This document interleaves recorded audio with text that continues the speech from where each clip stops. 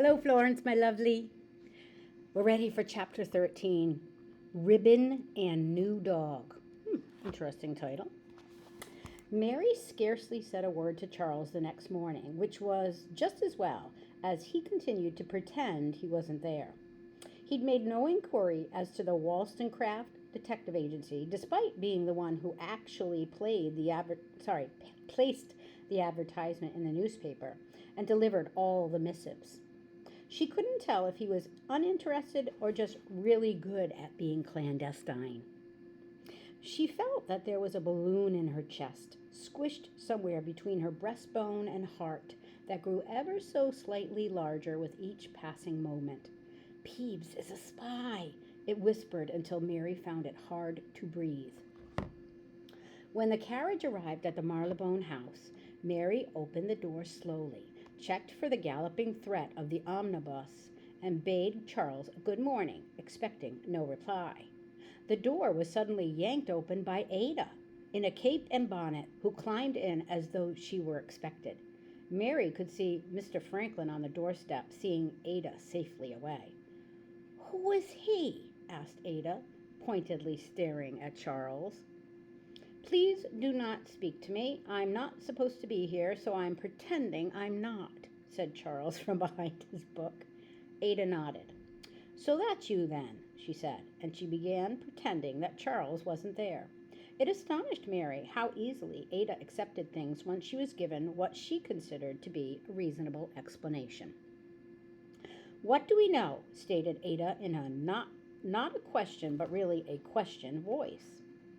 "We know Peeves is a spy," I whispered the squishy balloon in Mary's chest, and Mary wanted to let it out, but she knew that the right thing to do, the only right thing, was to give Peeves the chance to explain himself first. "What do we know about what?" asked Mary, pretending not to understand. "The case. Rebecca. Honestly, Mary, do try." "Well," said Mary, trying to wrap her head around things, "Rebecca Verdigris is 16 and engaged to Mr. Beau Datchery, and she inherited a pendant from her uncle, Colonel something." "Havisham," said Ada. "Tell me, how is it that you recall the name of a dead relative in a case we found out about yesterday, yet you cannot remember the name of a maid who's been living in your house for years?" "He wrote a book," said Ada. "It smells like fish. Go on." All right. There's Lady Verdigris. Go back. How do we know Rebecca didn't take the acorn? Because she already owned it? Precisely. Go on. Right. There's Lady Verdigris, Rebecca's mother. She's a bit of a cold fish, if you ask me. "I don't see anything wrong with her," said Ada. "I didn't say there was something wrong with her. She's just a bit, what, stern?" said Mary. "And we know Lady Verdigris didn't take it because," continued Ada. "Is that a question?" asked Mary. "Yes." "You know it's rather difficult to tell sometimes." Was all that Ada had to contribute. "Fine," Mary carried on. "We know Lady Verdigris did not steal the acorn because it was in her possession all this time. She had it, and she gave it to Rebecca. If she wanted it that badly, she could have kept it for herself and not even bothered to tell Rebecca about it." "Very good," said Ada. "And Mr. All the Money?" "Abernathy. Him. Well, you said he didn't take it because he was rich. He kept saying so, which was rather odd," said Mary. "Was it? Well, you know more rich people than I do, but I don't think they mention how rich they are all the time." "Do I?" asked Ada. "Do I what?" said Mary, meaning to say you instead. "Do I know more rich people than you?" "You're gentry, Ada. Lady Ada. That usually means rich and knowing rich people." "What are you?" "Whatever do you mean?" asked Mary, surprised. "If I'm gentry and you're not, what are you?" "Well, I'm just a girl, silly." After a brief silence, Ada returned to the case. "The fiancé?" "Well, we don't know much about Mr. Datchery, except that Rebecca is clearly in love with him," stated Mary. "She is?" "She is, I could tell." "How?" "I just could tell. There are some things that you just know, and this is one of them." Ada sat again in silence. Did her eyes get bigger? "Whose?" Rebecca's. I didn't notice. I'll look next time. Mary wondered about this. What would that mean if her eyes got bigger? I'm working on a theory, said Ada. How do we know he didn't take it? Well, Rebecca said that after they were married, Beau would own it anyway. That seems odd. That's marriage, Ada. Well, I'm filing it under odd anyway. Havisham, said Ada with a funny sneeze. Bless you. No, Havisham. What do we know? He was Rebecca's uncle. He's dead. He left her the acorn in his will as a birthday present. That's all I know. Ada began to wander the hallways of her mind. Oliver, Hippolytus, Havisham, Colonel, officer and adventurer. There's a plate, copper thingy, a picture of him holding the necklace. There was a sailor in the background of the picture, oddly shaped enough to be Havisham's wealthy friend, she thought, but he reminded her, too, of someone she couldn't place. Ada continued. He spent most of his career in Turkey, where he acquired the acorn of Ankara, a Turkish national treasure said to have the property of mesmerism. That was in the book. How does one acquire a national treasure of somewhere else? I think it means he took it away with him. That's hardly polite. He seems rather a scoundrel. Gentleman or no? What's mesmerism? Asked Mary. I have absolutely no idea. The word isn't in the dictionary. There are words that aren't in the dictionary? Yes, they're still working on it. When I find a word that isn't there, I find out what it means and send it to them. To whom? Asked Mary, baffled. To the dictionary. You could ask, Mary started. The spy, she thought. Peeves, she said, and finished after a moment. Said Ada again, possibly. We all know that Havisham was the brother of Lady Verdigris and friend of Mr. Abu Dhabi. Abernathy. Him. At this, the carriage stopped. Mary hadn't asked where they were, or what they were doing, or where they were going. Pardon me, boot polish factory, said Charles, closing the book. I glued the labels on. He pulled a cap out of his pocket and put it on, tipped the brim, and opened the door to one of the many less pleasant parts of London. Ada didn't bother to say goodbye, seeing as he wasn't actually there in the first place, officially speaking. Where are we going? Asked Mary. There's one person in this case we have yet to meet. Except for Havisham, because he's dead, so that's difficult. We're here for the maid. Mary had a sneaking suspicion, of course, but she didn't like this one as much. So we're really going to prison? She said. That's where the not clever criminals are, said Ada, nodding. We can't use our real names as we are secret detectives. We'll have to be clandestine. Yes, I suppose it would have been better had we used clandestine names at Verdigris Manor. Ada acknowledged. Well, whatever. Shall we? I, said Ada, shall be Miss Ribbon, and you can be Miss New Dog. New Dog? It's sort of an anagram. What's an anagram? Said Mary. A letter scramble. Your last name is Godwin, and that's New Dog backwards, so it's close enough to New Dog. You can remember it that way. And Miss Ribbon? Well, Byron background is Nerb, and that's silly, and Ribbon is easier to remember. It would, agreed Mary, be less clandestine if we were unable to remember our own names. Mary found the idea of having a clandestine name exciting, although secretly she wished for one more glamorous than New Dog. And then they were there, at the front of the worst place in the world. Chapter 14, Newgate.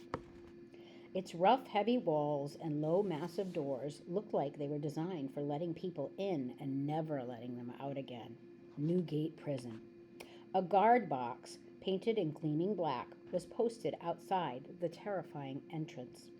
In the box stood a man in a blue cape who Mary assumed must have been tired, as there was no stool inside for him to sit down on.